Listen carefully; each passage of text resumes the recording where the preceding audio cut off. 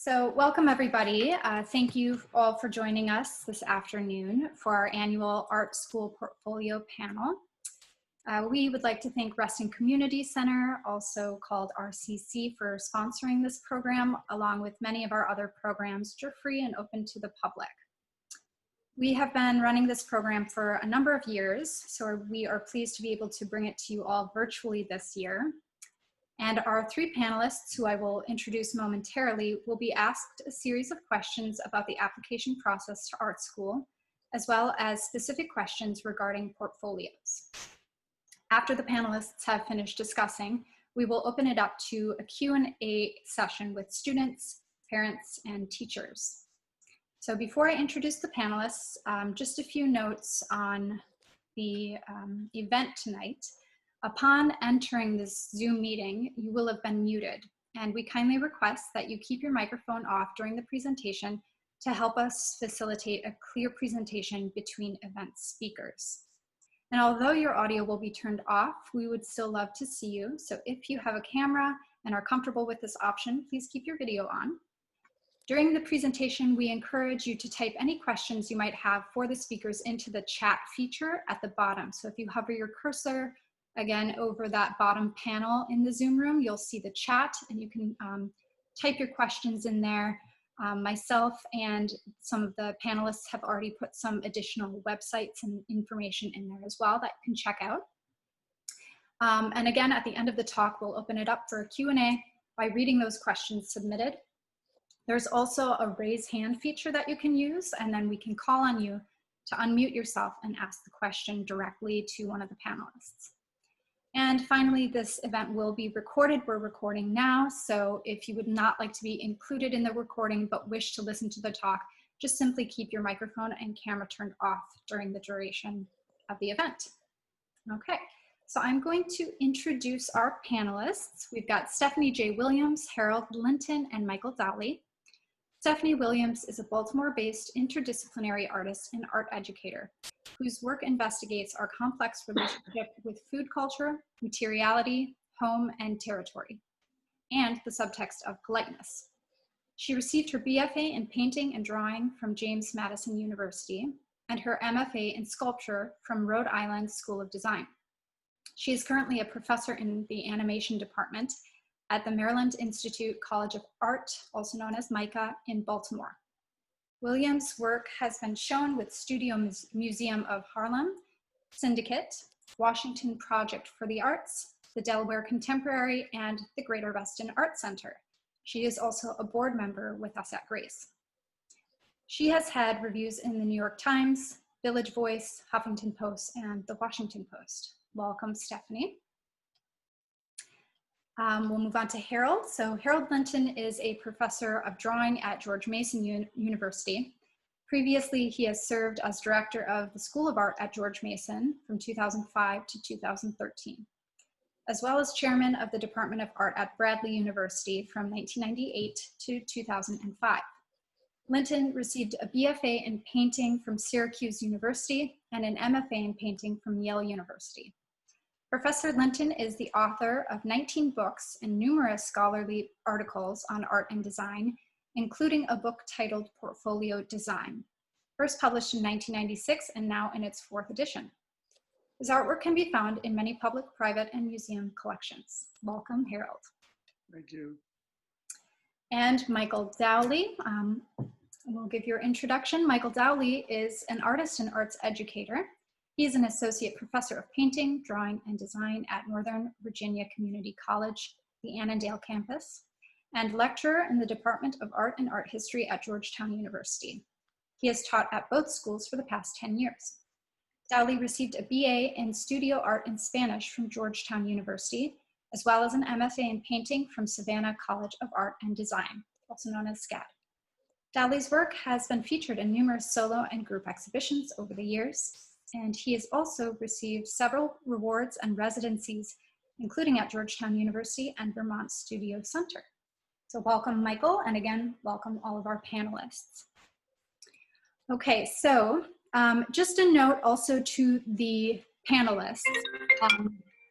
If you can mute yourself when you're not speaking, because when we're recording, we're going to record in the speaker view. So whoever's speaking will show up. So if you can just mute yourself in between when you're not speaking, that will help with the recording. So I'm going to go ahead and ask these questions, and we'll do sort of that popcorn method. So I'll kind of kick it off to one of you, and then when you're done speaking, you can just say, okay, Stephanie, what do you think? Or, move on to the next person. So this first question is, what is your experience with preparing or reviewing college application portfolios? We'll go ahead and start with Mike. Well, my experience is basically helping students prepare, helping mostly first and second year community college students prepare to transfer to either a regular four-year college or an art school. So we have a specific course, a portfolio preparation course. And that involves a whole semester's worth of kind of analyzing the artwork along with the students that they've been completing in other classes and outside of school. And then going over the admissions process of various schools, mostly within the Virginia area, I would say, but also some private schools.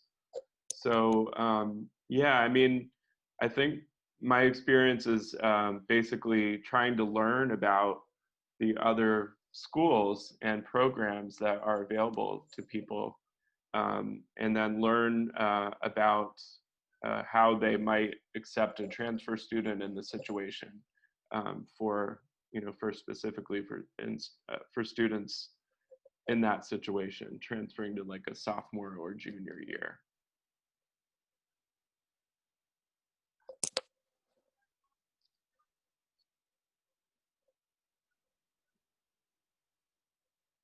All right, thank you, Michael. Stephanie, do you have any comments?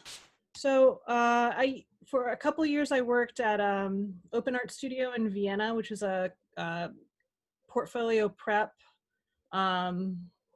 institute. I mean, we went from 5th grade all the way up to seniors in high school, and some folks start really, really early. And we would work with them on their portfolio, teach them how to research, teach them, how to do research about the different schools that they wanted to apply into, and how to cater their portfolios specific to whatever track they were interested in. After that, most of my experience since then has been on the other end of the table, being a faculty member, first at James Madison University and also at MICA, looking at portfolios during things like the National Portfolio Review Day, speaking with students, just getting to know them, trying to understand what it is that they like about whatever school they're applying to, what they're interested in majoring in, and just trying to get to know them on a really introductory level. Okay, that's great. And Harold, would you like to add to that? Well, at George Mason, we see portfolios for incoming students for the 4-year BA.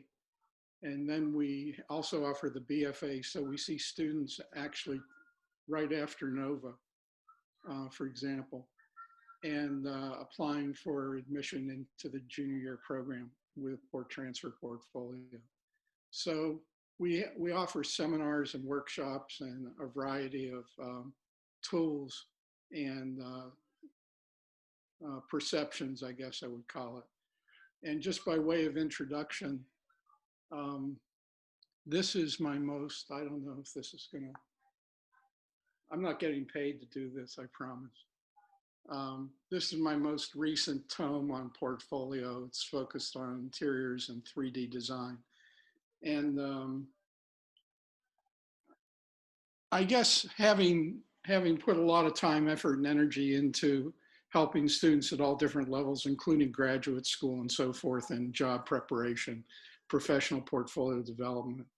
The thing that rings truest to me that I try and pass along is that research and getting started as early as possible and giving yourself the opportunity to make a dry run without the pressure of presenting it right away are all advantages that are worth cultivating. And there's a lot to it. It depends on what you're using a portfolio for, I think.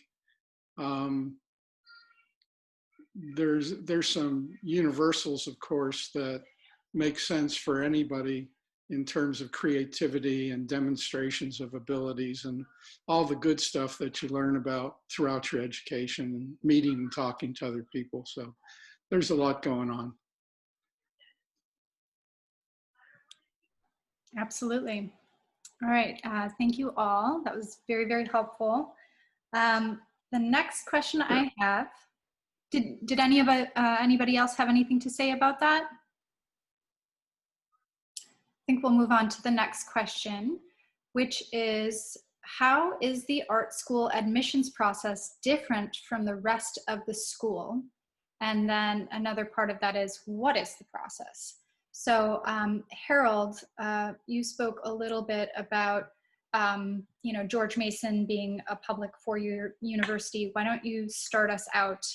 Again, the question is, how is the art school admissions process different from the rest of the school, and what is the process? Well, the admissions process is similar to, I would go as far as to say, art schools in general. They offer professional tracks, which are the BFA and the MFA, undergraduate and graduate programs, to students who are qualified and seem to have the ability and the intensity of effort in their work and are creatives. I think you can't miss that point when you're talking about portfolio, is that the whole idea and notion of creativity has got to ring clear throughout the presentation of your work, so that you're not sort of presenting rote material that is relatively dry.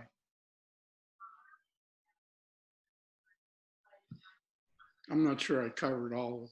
Yeah, that's great. And also, as we're doing this, if you want to respond to, somebody else's answer, feel free to do that as well. Stephanie, do you have anything to add to that? No, I mean, so MICA is an art program. So when you're applying to the school, you're applying to, you have your common application, which has like all of your portfolio requirements, which is usually 10 to 20 images. In recent years, MICA has waived the mandatory SAT, ACT, and there are a couple of art schools that have waived that, which places more focus on the portfolio. And it's seemingly controversial depending on who you ask. You can submit your SAT, ACT scores if you think that they're helpful, certainly. But when you apply to a school like MICA, you are applying to it's an arts program. So the portfolio, all of the normal stuff that a lot of art schools ask for is pretty standard with us as well. Great, that was very informative. I didn't know that tidbit about the waived SAT and ACT scores. I'm sure many students would be happy to know that. Michael, do you have anything to add?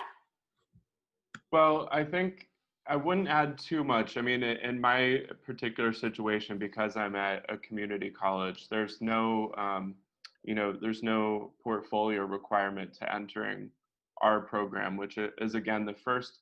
We have actually, maybe slightly more unusual, but we just developed an AFA program. So it's the first half of an BFA program, Bachelor's in Fine Arts.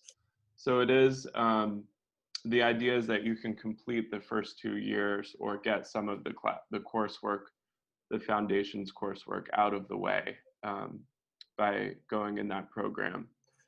Or by, maybe save yourself some money depending on the school that you intend to ultimately go to complete the degree. So yeah, we don't, so our job is basically to develop the students' work there. They don't really have to do anything coming in to the school. It's really open to everyone, I would say. But then we help people prepare portfolios once they're there. And then at Georgetown, it's really not an art school, or not really geared towards visual arts in general. But I know, just because I was an undergrad there myself, that you do, if you intend to major in art there, you do also have to submit, or it's good to submit, a portfolio. And way back when I applied there, we had to do that via slides, actual slides, which both of you, I'm sure, are very familiar with, Harold and Stephanie.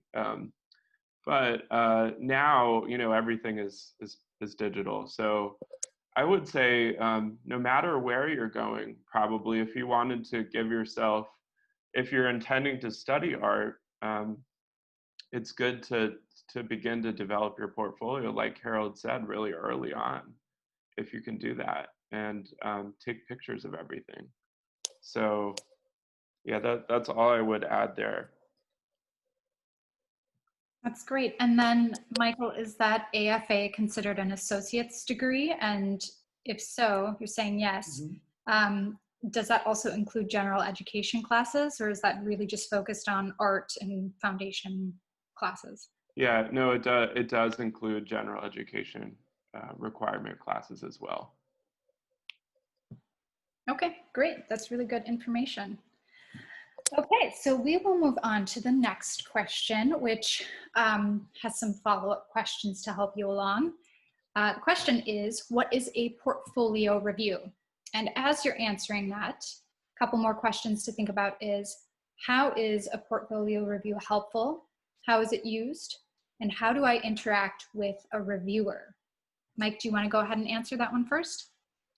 Sure. I have never been a reviewer at National Portfolio Day, so I probably won't say too much. No, I would let the other two maybe speak to that if they've done that before. But I have had, we've had schools visit our program and then conduct reviews for students there. So I've watched what, maybe admissions people coming in to look at a student artwork there. And basically, from what I understand from this, and from what I know about National Portfolio Day in general, it's a day to really come in and bring, anything that you have. Typically it's in person, but now I know this year it's going to be held virtually.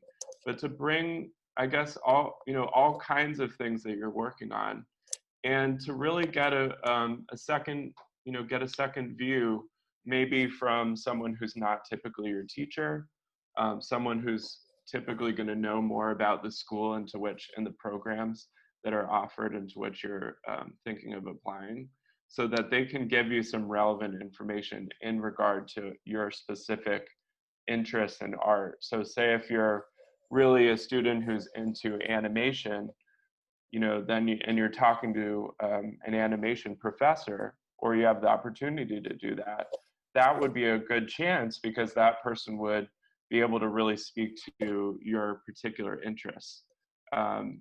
Or even if it's not an animation professor, it may be someone who's got a different expertise at the school, but they can still, they might know a little bit more about that program typically. They also would know definitely about the foundations programs at their school, and would be able to give you, I think any art professor can basically give you some feedback, and hopefully it's good feedback, helpful feedback for people. Okay, thank you for that.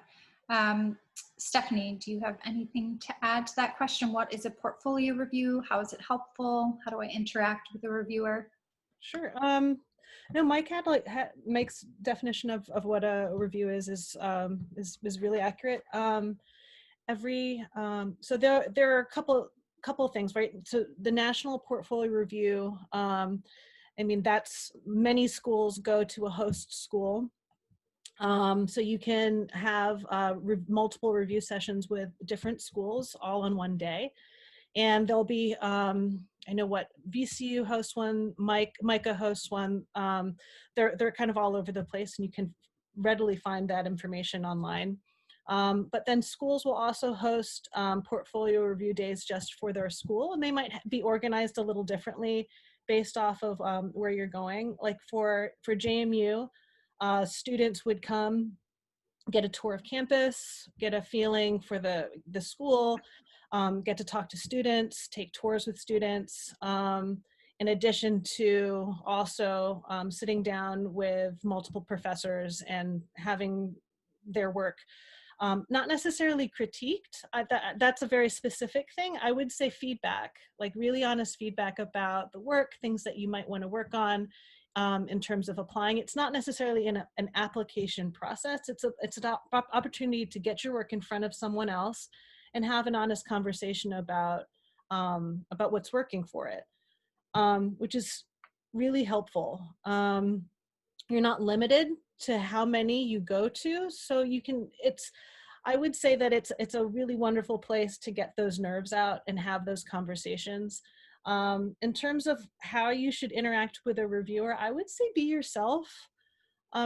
It's certainly uncomfortable to pretend to be somebody else, so I would speak very honestly about yourself, what your interests are, but also leave enough room to receive that feedback. So you're not expected to go show your work and speak the entire time. I think a brief introduction, maybe a couple sentences about each work that you're showing is enough.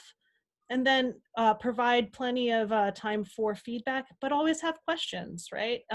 If you are going to have a portfolio review session with a specific school and it's an opportunity to talk to usually a professor who teaches at that school, ask them about their program. Ask them questions that you wouldn't be able to find online. It's an opportunity to do that. That's all I would say.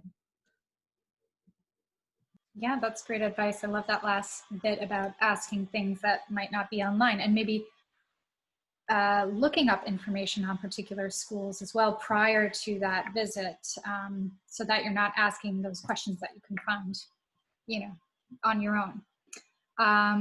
All right, and Harold, do you have anything to add? What is a portfolio review, and how is it used? How is it helpful? Sure. National Portfolio Days Association is established as a professional opportunity for students to get feedback about what their interests, abilities, and direction are in art and design. And it's held all over the country. There are sort of focal points. For example, we hosted the National Portfolio Days at Mason a year ago. And let's see, downtown, the Corcoran has done it for a long time, George Washington University now. But the opportunity to meet faculty and vice versa, the opportunity for faculty to look for talent, sometimes finds its way into offering students a scholarship if they're interested in attending a particular school. So I think there is this sort of gurgling, bubbling enthusiasm on the part of students and faculty that bring them together jointly with their individual interests and collective interests at the same time. All right, that's great. I did not know about the scholarship bit. That's very interesting to know. And I think you all touched on the National Portfolio Day, which was a question I was going to ask you all later, but I'll just go ahead and add a few points to that. So the National Portfolio Day Association has moved all of its events online for fall of 2020 to help support students, parents, teachers, educators, and counselors during these challenging times. I'm taking this from their website. So you can participate in the 16 National Portfolio Day events between September and December of 2020. As you mentioned, both GMU and MICA are participating this year. I imagine that most of our audience members are based in Virginia, but anybody in the DMV area, DC, Virginia, and Maryland. The event has not yet happened. It is on November 1st from 12 noon to 4 p.m. Eastern Time. So you still have time. You can register at www.nationalportfolioday.org. So if anyone's looking for that opportunity, it's still upcoming. Okay, so I'm gonna hop to the next question, which is, what is the connection between portfolio reviews and an actual application? Maybe touch on like the dates or the general timeline, I suppose, as well. Is one before the other? Harold, do you want to start with that? Sure. Typically, an application for admissions includes information on where, when, and how to present your work. So when you look at a college application, you realize it's divided into parts, and the parts include typically background information on yourself, and then many schools request an essay on your development thus far, and then there's the instruction on where to present your portfolio and how to get it there, and what the content of it should include. It's at that point that students in general start to go back to their instructors in high school and college and so forth, wherever they are, asking a little bit nervously, how the hell, excuse my English, how the heck do I know if I'm putting all the right stuff together, and can you help me? And so, you know, we're often side by side with students, trying to give them the best advice in looking at their work and asking a few questions along the way. Yeah, very interesting and good to know, good points. Stephanie, do you have anything to add to that? What the connection is between a portfolio review and an actual application? Yeah, I mean, I would, well, yeah, so I mean, the portfolio review usually comes first. I mean, some folks will apply early to a lot of different schools, and then go to a portfolio review, and you can do it that way. But usually you would go to a portfolio review first, just to gather information about how you might want to structure your application, specifically to that school.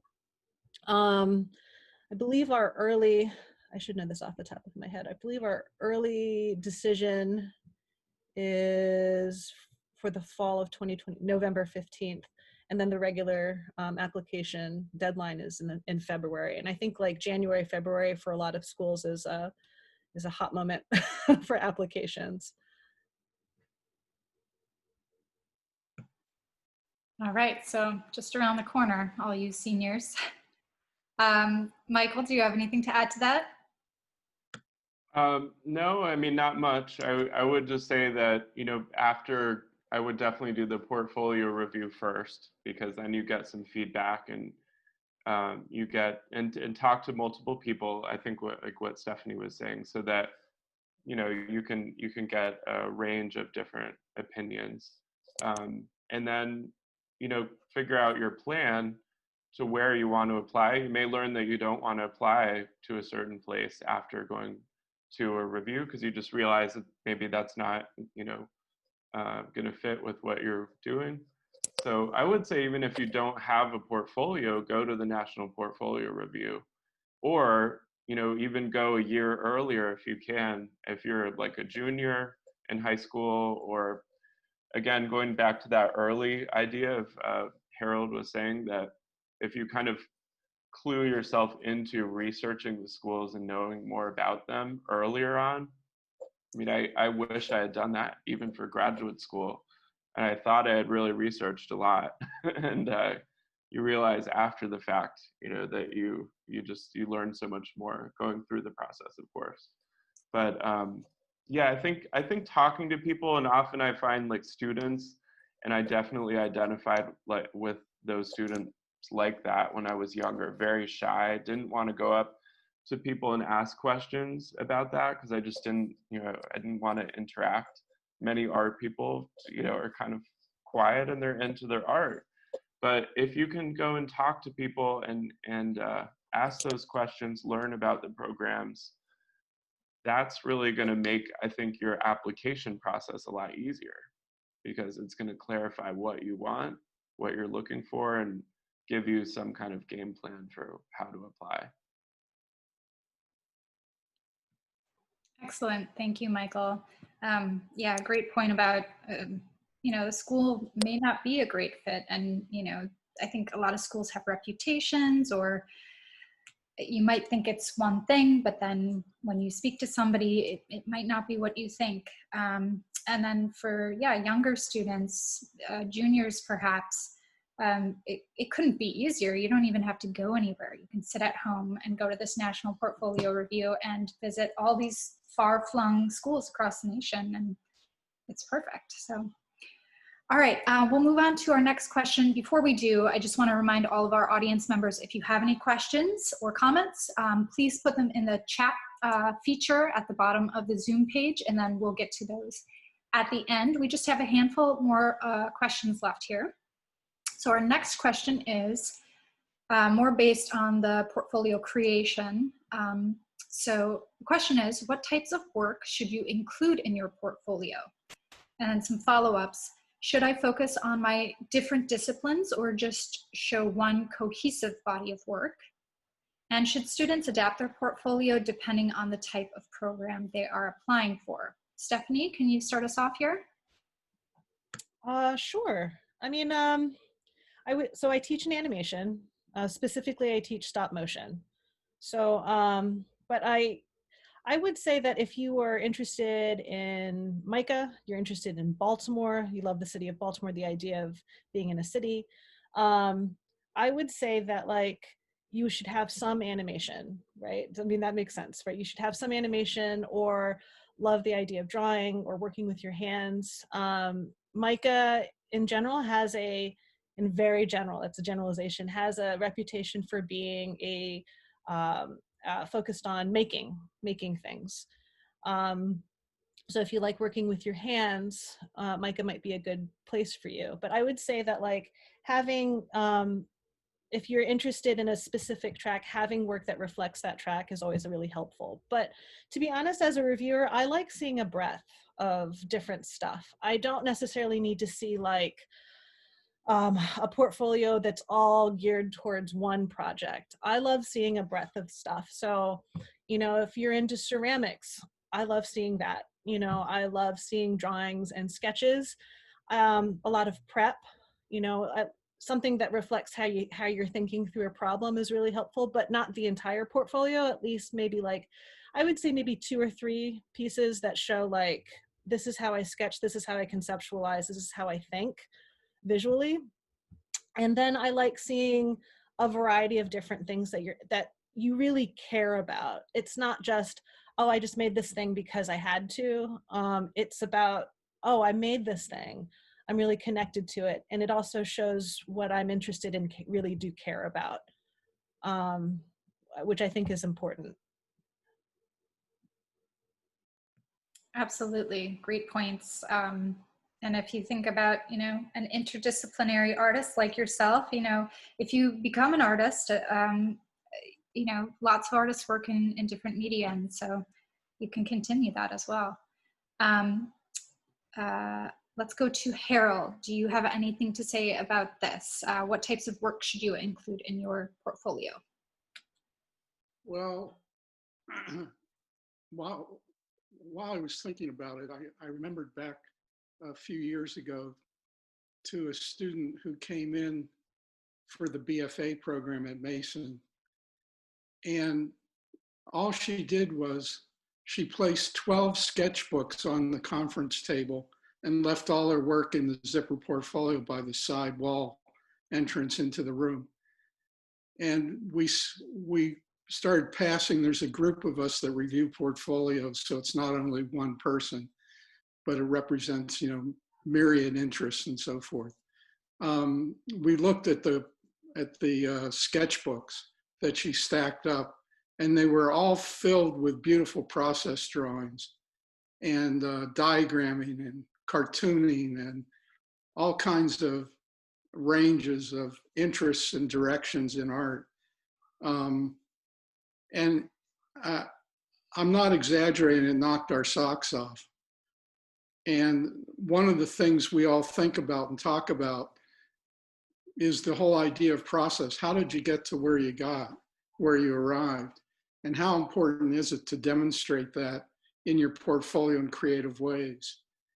And it's not letting, I think, the animals out of the barn to say every bit of process is helpful, because if you're presenting your work, you want to present it in such a way that it's clear and understandable and you know, adheres to basics that you've learned along the path that you've taken. But it's a great way of introducing yourself to demonstrate sketchbooks and process in various ways.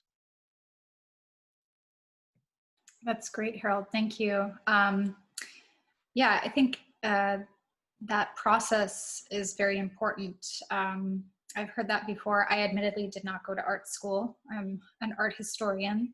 But would it be fair to say that, you know, the more finished products, that's what you learn in college, how to finish things and how to present finished work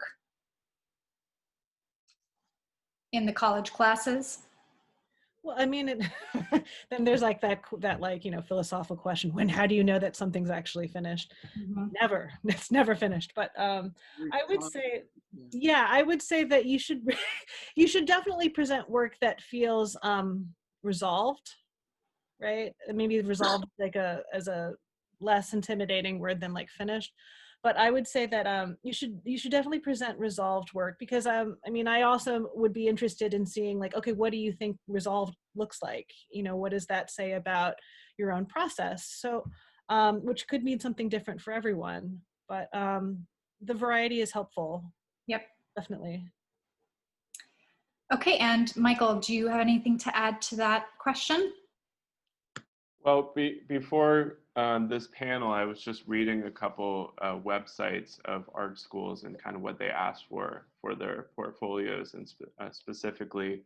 And I went on VCU and RISD's website, and RISD was asking for, you know, the typical number, 12 to 20 images. But they said they did allow, but not more than 3 of process pieces that you could use to apply with. The rest of them, they said they encouraged people to include more finished pieces. So I think a key is looking at the school too and seeing what they say in particular about it. But then I would also just agree with what the last 2 presenters said. That's great. Thank you all. Very, very helpful. My next question is, let's see, again, with portfolios, in which format should I present my portfolio? Physical versus digital? I think, again, the trend is going towards digital. And along with that, should I expect to prepare a digital photo, particularly when applying during the pandemic? And then any tips for photographing work? Michael, do you want to start with that one? Sure. Yeah, I think in this digital environment, you know, everything's going to be digital. So, you know, and probably you're going to have to do that anyway. So that's good, just to prepare it. And you know, if you're photographing pieces, it really depends on the kind of work that you're doing. You know, it depends on the size, and if you have really smaller pieces, that's probably a little bit easier to photograph, I would say. Not necessarily, depending on the surface of it, or, you know, if you're talking about painting versus drawing versus sculpture, you've got a lot of different elements right there that would help. So I would say try to speak to either an art teacher, someone who has helped other people prepare portfolios before in looking at your particular work if possible. If not, you know, a real easy thing that I tell my students, especially during COVID, because they have to send me work all the time that they're photographing, is, you know, make sure your lighting is really good. And because of course, color is impacted by lighting, detail, all of that. And, you know, especially if you have drawings, those can be difficult to photograph unless you have, you know, really, if you have a really like professional setup with studio lighting and, you know, you can put pieces up on a wall, that's probably ideal. But if you don't have that, you can do things like you can take pictures outside on a cloudy day when you have natural light and you don't have too strong of a shadow impacting anything on your piece. So that can work as well. But, you know, make sure that your image is clear, it's not slanted, you know, you're cropping very carefully, and you've got to really go over your images really carefully. So that's what I would say is, and also take lots of pictures of everything, because often you do a lot of work, but then you know, you also need to comb through it and see what you have. And also, if you're working with another teacher or someone to help you, it's helpful if you can show them a lot of pieces probably, so that you can narrow down the pieces that you would want to put in a portfolio. So I would say just take a picture of everything when you're done with it, and try to get a really good photo. That way you don't have to go back and find that piece again. Maybe something happened to it. Maybe you want to sell it, and, you know, maybe you want to give it away as a present. And if you don't photograph it before that, then it's gone and you can't get that back. Thank you, Mike. Those are great points. It's great to continue photographing your work and documenting it as you go along. Stephanie, we'll pass the ball to you. Do you have anything to add to that? Yeah, no, I mean, the shooting things outside is a great tip, right? So if you don't have like the room or space, like, again, yes, like cloudy day outside is a good way of getting a nice photo. I would also say that just in general, your images should be clear, right? They should be really, really easy to read, in that I can tell what's the artwork and what's not the artwork. So for instance, if you are taking a picture of your work, you're indoors and you have some sort of like neutral backdrop, like a sheet or something like that, just I would iron the sheet, right? And like the wrinkles are distracting because that's not a part of the artwork. That doesn't add anything to the context of the artwork. Or like if you have something dimensional and you put it on a table, like don't put like your backpack like in the background of the image. It should be really clear to understand what is the artwork and what is not the artwork. So if it's important to see the work in a neutral space in order for it to make more sense visually, put it in that neutral background, give it the attention that it really deserves, right? If it's installed work, if it's important that it is installed in a space and the work is responding to the space, like it's something that's site specific, then I would include that space, right? And show the relationship between the work and that space, and how it should be read, and how the work is interacting with that space. But just as a general rule, just be very clear about how these images are read. I mean, we live in the digital age. We're faced with, like, I mean, my students are so amazing at touching up photographs, just because, like, I mean, we've got cell phones and they're constantly doing it. So they're really great at it, much better than I am in many ways. So I wouldn't overdo the touch up. It's about showing the work in its best light. But yeah, just make sure your images are super clear, right? It's a representation of the work in place of the physical thing. So make sure that it can be read that way. Great, very great advice, Stephanie. Iron your sheets. And then Harold, can you add anything to that question? Not a lot. I have here with me an object. It's a vacuum cleaner. And if I push it close to the screen, you have no idea what I'm holding in my hands. If I back it off and then turn it and put it in what we call situations, you have a better idea of what it is without having to explain it. And I think many of you have 3D ceramics, you have various 3D opportunities to photograph and present work that has height, width, and depth. And just take advantage of that suggestion that you want to be able to show it clearly in one shot that says as much as possible. Fantastic. I love the vacuum cleaner. Very good thing to show there, different views. And we are getting close to an hour now. So I'm just going to ask one more question that I have on my list. And then I saw that we had a couple of students and even a teacher, I believe, type in some questions. So we'll get to those in just a minute. I'm going to sandwich two questions together. So do you have any additional recommendation for resources such as people, websites, books, and classes?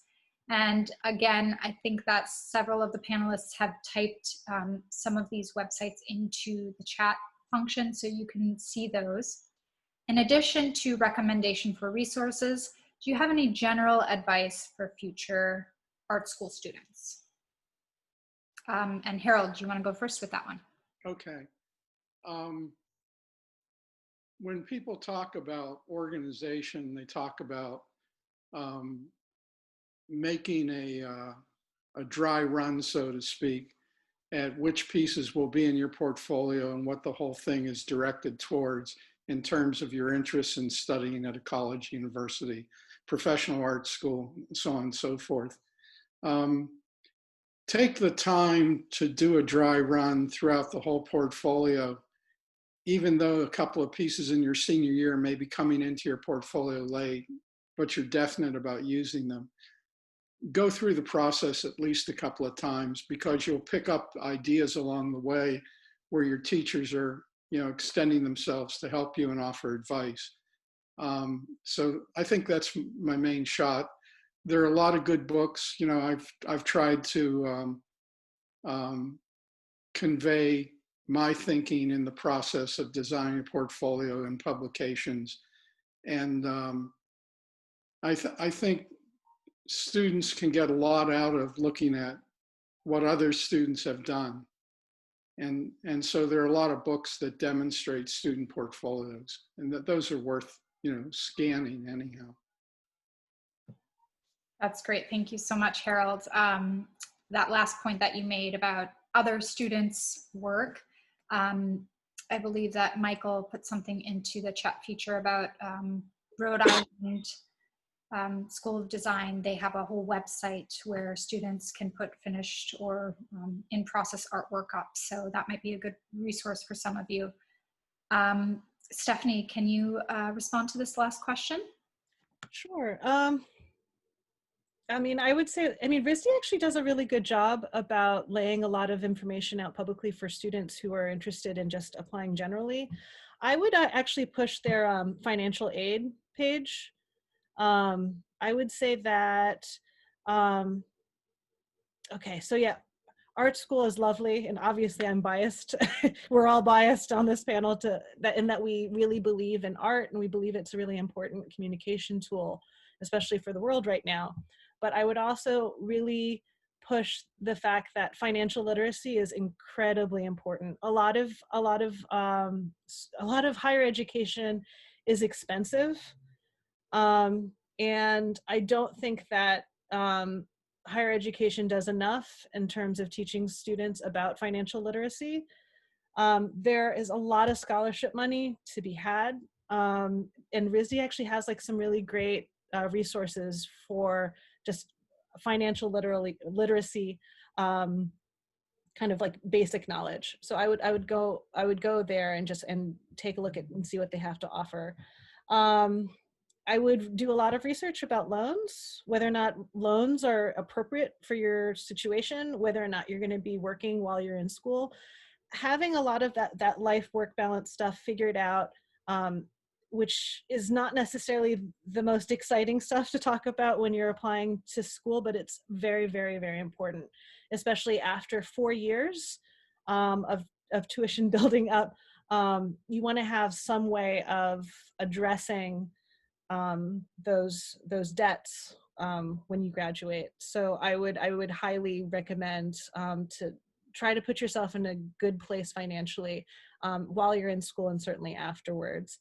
Other than that, like other things that are great, you know, when I was at Open Art Studio, we used to also like what is it? Cooper Union actually their take home tests are actually really great, just thinking exercises in terms of breaking you out of your comfort zone. It's for their application, and their take-home test prompts, they change every year. So if you just do like a Google search for like Cooper Union take-home test, there's a lot of ranting from students as well, but there are some really amazing prompts there that are great just for portfolio building. Great, wonderful resources to use. And Michael, can you finish us off here? The last question, do you have any additional recommendations for resources or future advice for future art school students? Yeah, well, just touching on what we maybe said earlier, by going to exposing yourself to other art students' work, you know, like by going to a National Portfolio Day, or by visiting a site like the site I recommended, RISD's Digication site, where you can actually see student artwork and see portfolios that did get into the school. And so that you can see, you're still going to see many different types of artwork, and you may like some and you may not like some, but at least it gives you a picture of like what's out there, and kind of the level maybe of, and I would say the level of dedication that those students probably put into the portfolio is usually really evident, because they look difficult to make. You know, I mean, if you were going to be painting or drawing something, like some of the images that you'd find, you know you've got to put in a fair amount of work to do that. It shouldn't totally intimidate you either. I mean, you want to feel like motivated or inspired by what you see, to say like, wow, this is the work there. Or maybe it really speaks to artwork that you're working on yourself and gives you some more ideas for it. So I think exposing yourself really to all kinds of artwork, and not just like kind of, if you just apply without sort of looking or having any reference to what the artwork at the school is or what other people are working on, it's kind of hard to gauge, I think, where your artwork is itself, because artwork's always in dialogue with other artwork. So looking at a lot of art is part of being an artist and an art student. So I guess the last piece of advice, which most people give for any creative person, is just, really look at many types of different things and things that you're interested in, and be curious, and then just be really dedicated to what you do.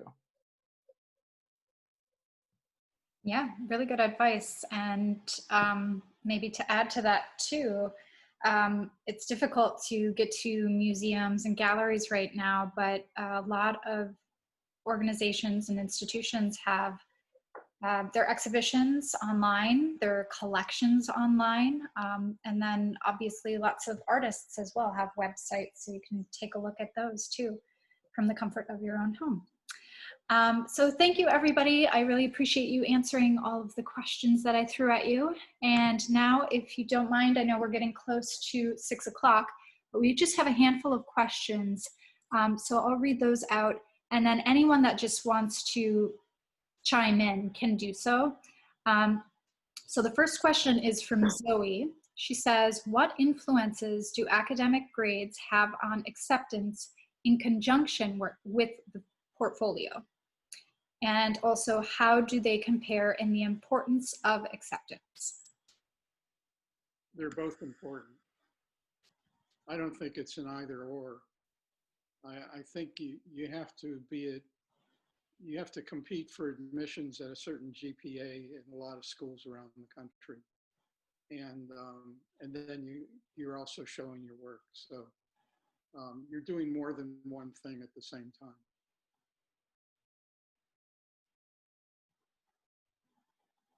Okay, thank you, Harold. He said it's the same. Stephanie or Mike, do you want to chime in and say anything about that?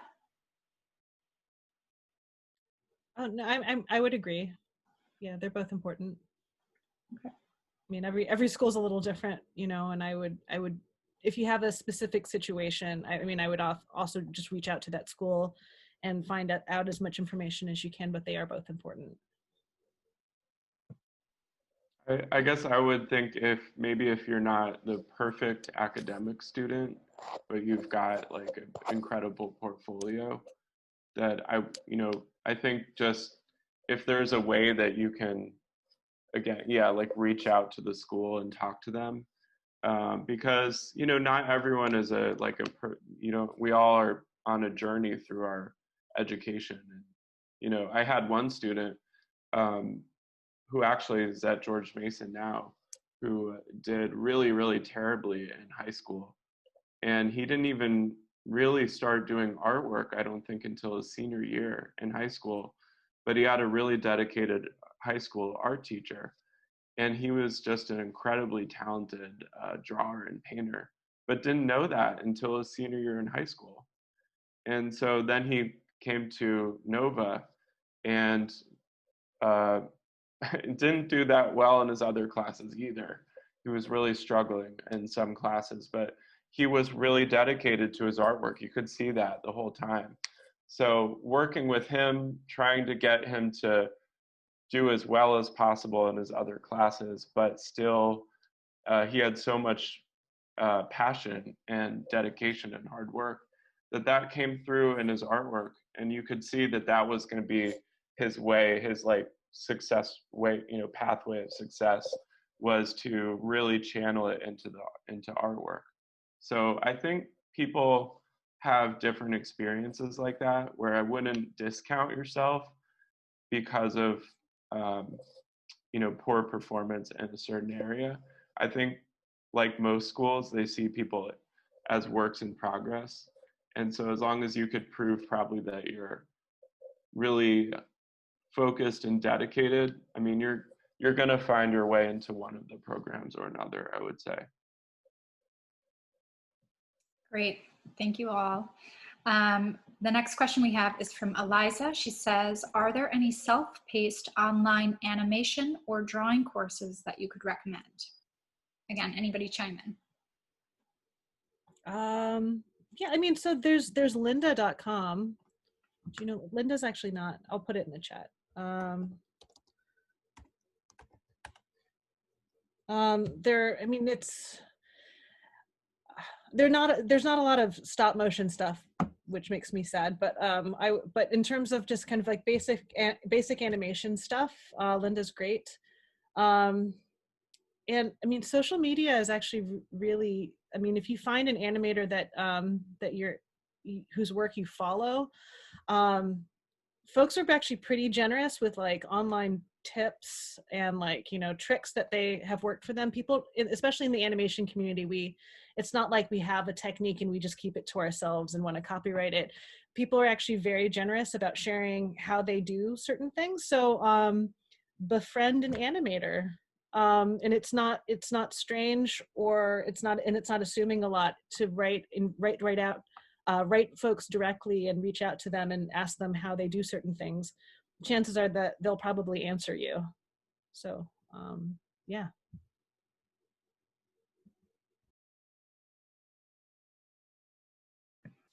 Okay, that's great. And someone just wrote to me and said that Skillshare also has some good stuff and a good amount of animation as well. So another resource for you to check out. We'll go to the next question. The next question is from Tammy. She says, how can I, as a teacher, help my students build strong portfolios? So maybe just 1 or 2 tips that you have for teachers.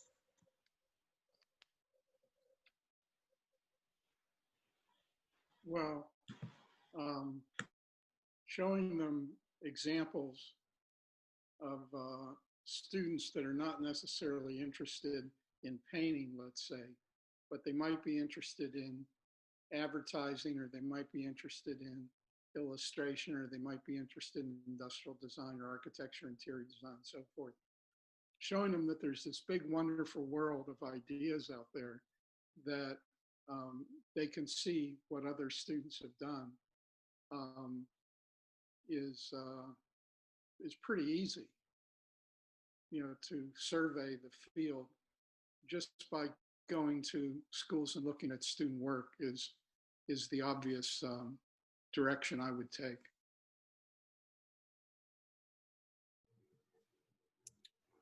Great, thank you. Does anybody else have any comments on that question? Yeah, no, I would piggyback on that as well. There's this activity that I do with my students, which is it's kind of based off of that game, that horrible game, like what, 6 Degrees of Separation of Kevin Bacon, right? That like Kevin Bacon has been in like so many movies that you can track the career of almost any actor today, because they've at one point have probably been in a movie with Kevin Bacon. You can connect people to one another. So we'll do that with we'll do that with art, and that the students will bring in anything. It could be pulled from popular culture, that's fine, and then we can track it back either chronologically in time to art, fine art in some way, or it's just a nice research tool. Like for instance, somebody brought in like a pop musician, Christine and the Queens, who did this video that looked like they were ripping off like Michael Jackson's Smooth Criminal, and then Michael Jackson ripped off Bob Fosse, and then we went into like cabaret and the Weimar Republic, and then we ended up researching surrealist artists out of the Weimar Republic, which was like a really fun way of kind of, basically a funny way of doing research. So I would encourage you to do, I don't know, things like that that show that like research is, I mean, everything that we look at is connected to something else. Even the popular stuff, even advertising, all the stuff that is around us comes from something else. It's not like we make work in like this kind of genius bubble. Yeah, that's great. That game sounds so much fun. I want to play that with my friends. Yeah, nothing's in a vacuum. Everything's connected, and very good. Okay, so let's move on. We've got 1 or 2 more questions here, and then we'll wrap it up. Jackie asks, what specifically do art teachers like to see in a student's artwork in order to accept them? I mean, we kind of answered a lot of this throughout the talk, but if something comes to one of the panelists' mind, feel free to jump in. Again, what specifically do art teachers like to see in a student's artwork in order to accept them? I'm assuming that they mean Concept, college. creative concept. I would volunteer that as a preeminent idea behind their presentation of their work in a portfolio. And the shorthand version is creatives, quote, end quote. They're looking for people who are exercising ideas. Okay, thank you, Harold. So ideas and creativity. Anybody else before I move on to our last question? I would probably look for hard work, I would say, like that's been evident. And like what Harold gave a great example of, the student who brought in all her sketchbooks. That just shows that she is already doing, the work that's there. And so you can't get anywhere with, I mean, art really is just work. Like it's constant. You've got to just, You got to experiment, you got to keep going.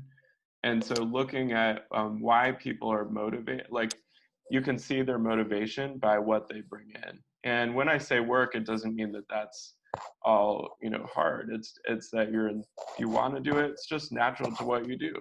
So a lot of looking at, a lot of what I think students are trying to look for as well when they are thinking about art school is, they probably already know this, they really enjoy either looking at specific types of artwork or making it themselves. So bringing that out, making that evident in your portfolio, you know, but there isn't one specific thing that I don't think any teacher could point to.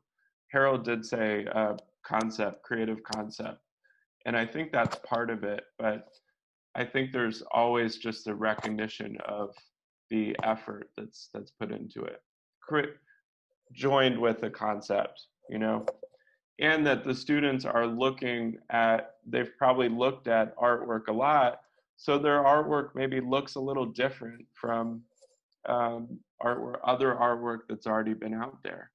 To some degree, it may not, it may be really based off the artwork of someone else, because that's what we all do when we're starting out learning. But we're trying to get to your own, I guess, your own take, your own voice. Great. Okay, thank you, Mike.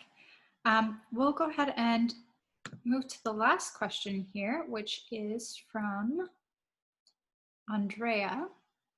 She says, is there anything special that I should pay attention to when preparing a portfolio for applying to an architecture program?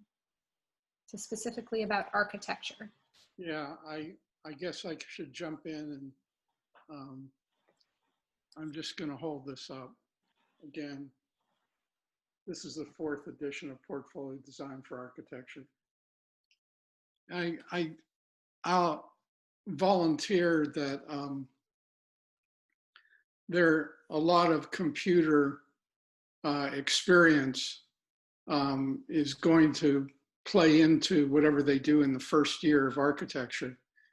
And so CAD, having some CAD experience in high school, having some understanding of how to render, how to sketch 3-dimensionally, all of that forms the basic nucleus of communication skills and abilities to be able to problem solve, which is what's going to happen in the opening years of an architectural degree. The faculty will start to unload projects and problems that need research to find solutions. And so the communication skills and tools are a measure that contributes to the success of, you know, students designing buildings and spaces. Thank you, Harold. That's very helpful. And that publication, that's available on Amazon. On Amazon? Okay, that's great. Okay, so those are all the questions that we had. So we'll wrap this up. Thank you everybody for your time. I know we're a little bit after 6, but very much appreciated. Again, if anybody has any other questions about the art school process, you can use the resources that we've given you in the chat feature. You can also email us at info@restonarts.org if you have any other questions about the program. And this, again, is recorded, so we will be putting this up on our website for any teachers or students to reference. We'll probably have that done within a week or so, so you can look for that. All right, thank you all so much, and I hope you have a good evening. Thanks a lot. Good luck. Thank you. Yeah. Good luck, everyone. Thank you. Good luck.